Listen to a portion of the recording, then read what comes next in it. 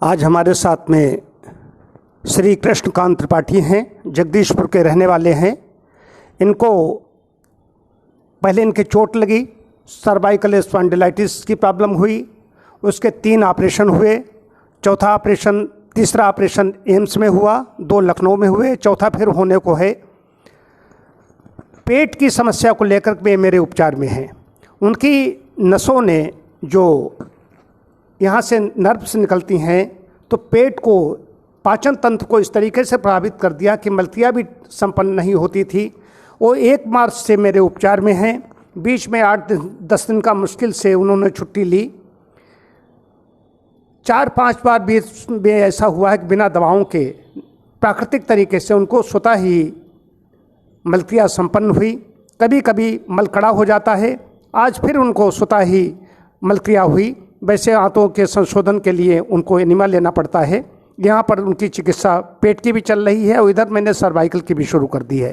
त्रिपाठी जी, आप बताएं कि पेट के लिए मतलब कि कितने दिनों से, कितने सालों से आपको पेट साफ नहीं हुआ, दवाओं से साफ होता रहा? दवाओं में लिया तो क्या क्या लिया दवाओं में?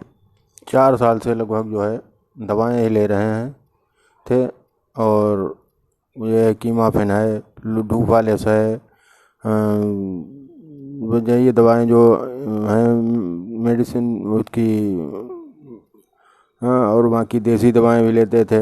कहीं हर का चूरन और बाकी डल्कोप्लेक्स, यही दवाएं लेते रहे बराबर सभी। और कोई तेल इलाज बता रहे थे? वो कैस्टर ऑयल, अरंड तेल। कैस्टर ऑयल आप बहुत ज़्यादा पी जाते थे? कितना? हाँ, पी जाते थे। 50 ग्राम एक जो है 50 ml की शीशी एक बार में ही दूध की गिलास में डालकर पीते थे, तब सुबह पेट साफ होता था। इधर दवाएं कितने दिनों से इस्तेमाल नहीं कर रहे हैं? 1 मार्च से दवाएं नहीं इस्तेमाल की हैं। 1 मार्च से दवाएं इस्तेमाल नहीं की। त्रिपाठी जी की फाइल है मेरे पास। ये 1 मार्च को यहाँ पर आए थे क्योंकि हमारे सहायक अभिषेक उन दिनों बाहर थे। जब ये आ गए तो 1 मार्च से इनका प्रारंभ ट्रीटमेंट शुरू किया गया। पहले संशोधन मैं यहाँ पर भी कराता था, लेकिन फिर मैंने इनके बेटे को सिखा दिया कि घर में ही किया करो, लंबे समय तक चलेगी प्रक्रिया। अब जा कर के आज जा कर के इनको अपने आप हुआ। बीच में भी ऐसा हुआ था, लेकिन आज इनको मलतिया संपन्न हुई। ये तो हुई, आंत प्रभावित हो गई, इसलिए ऐसा हुआ त्रिपाठी जी को जो हुआ। ऐसे कितने लोग हैं जिनकी नसें प्रभावित हैं, सर्वाइकल की प्रॉब्लम है, कहीं चोट लगी है उससे, या पैरालाइज हुए हैं, उनकी समस्या आ जाती है। मैं स्वयं भुक्तभोगी हूँ। मेरे चोट लगी थी तब भी यही स्थिति मेरे सामने आई थी। 9 दिन तक मलतिया ठीक नहीं हुई। जब आंत सक्रिय हो गई, नसें सक्रिय हो गई, तब जाकर के अब तो मलतिया दोनों समय ठीक तरीके से संपन्न होती है। लेकिन जीवित शरीर है, ये जीवित शरीर है, इसमें नसें, पाचन तंत्र जो निष्क्रियता हुई है, एक तो दवाएं ज़्यादा इस्तेमाल की गई, उनकी वजह से भी पेट में गर्मी ज़्यादा हो गई, उसकी वजह से भी मल में गांठें बनने लगीं। गांठें, आंतों में गांठें बन जाती थी, इसलिए भी मल रुक जाता था। बहुत ज़्यादा जो मतलब कि लैक्सेटिव जो सिरप आते हैं उन्होंने लिए, कई तरह के तेल इन्होंने पिए, दूध में डाल करके पिए, पूरी शीशी पी जाते थे, तब ऐसा होता था। अब धीरे धीरे सारी चीज़ें बंद की गई। नेचुरल, प्राकृतिक तरीके से, प्राकृतिक उपचार से ये पेट की स्थिति अब ऐसी हुई है कि आंतें सक्रिय हो रही हैं। मलतिया भी आज अपने आप संपन्न हुई है। इधर फलाहार पे इनको रोक दिया है। फलाहार कितने दिनों से चल रहा है? फलाहार 1 मार्च से चल रहा है। नहीं, 1 मार्च से आप शाम खाते थे, दोपहर में तो खाना खाते थे? हाँ, दोपहर खाते थे। इधर हो गया है लगभग 1-1.5 महीने। 1 महीने से कंप्लीट फलाहार पे हैं। जब से दिल्ली से एम्स में गए थे दिखाने अपने सर्वाइकल को लेकर के, तब से वहाँ से आए हैं। उसके बाद कंप्लीट इनको फलाहार पे रोका गया है। फलाहार में इनको फल दिया जा रहा है, सब्जियाँ दी जा रही हैं, रस दिया जा रहा है, दूध दिया जा रहा है, ये सब चीज़ें इनको दी जा रही हैं। बड़े कड़ाई से पालन कर रहे हैं।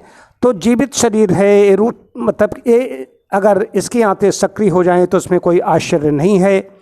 ऐसे बहुत लोग हैं जो कब्ज से भुगतते हैं, तमाम प्रकार के चूर्ण और दवाएं खा करके परेशान हो चुके हैं, दवाओं से तंग आ चुके हैं, तमाम प्रकार की जांचें करा चुके हैं, उसके बाद में भी उनको आराम नहीं मिल रही है। मैंने ऐसे लोगों को भी देखा है जिसके बाद उनको अल्सर हुआ, अल्सरेटिव कोलाइटिस हुई, उसके लिए कोलन बड़ी आंत निकाल दी गई, यहाँ पर पार्ट लगा दिया गया, डिब्बा यहाँ पर लगा दिया गया, उसी मल सीधे आने लगा।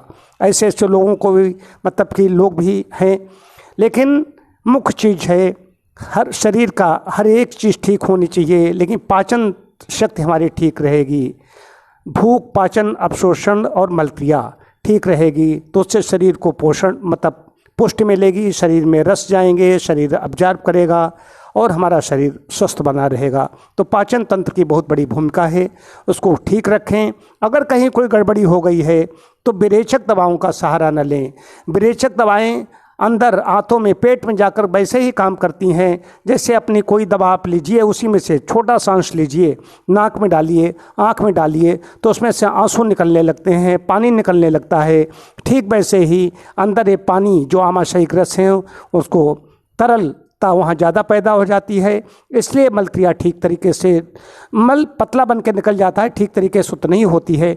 लेकिन आंतों में उत्तेजना होती है, बार बार ऐसी विरेचक दवाएं जब व्यक्ति इस्तेमाल करता है तो आंतें उत्तेजित होती रहती हैं। एक समय ऐसा आता है कि और हैवी डोज लेने की आवश्यकता पड़ती है। हैवी डोज लेने के बाद में एक समय ऐसा आता है जब हैवी डोज भी काम नहीं करती है। यही त्रिपाठी जी के साथ में हुआ। ये लंबा समय ज़रूर लगा, लेकिन ये धीरे धीरे ये ठीक होने की ओर हैं। ऐसे बहुत ठीक हुए, लेकिन अब तक का एक जटिल केस है। बाकी तो हफ्ते 15 दिन में यहाँ पर ठीक हो करके चले गए। एक जटिल केस अब तक का है जिसमें इतना वक्त लगा। बहुत बहुत धन्यवाद।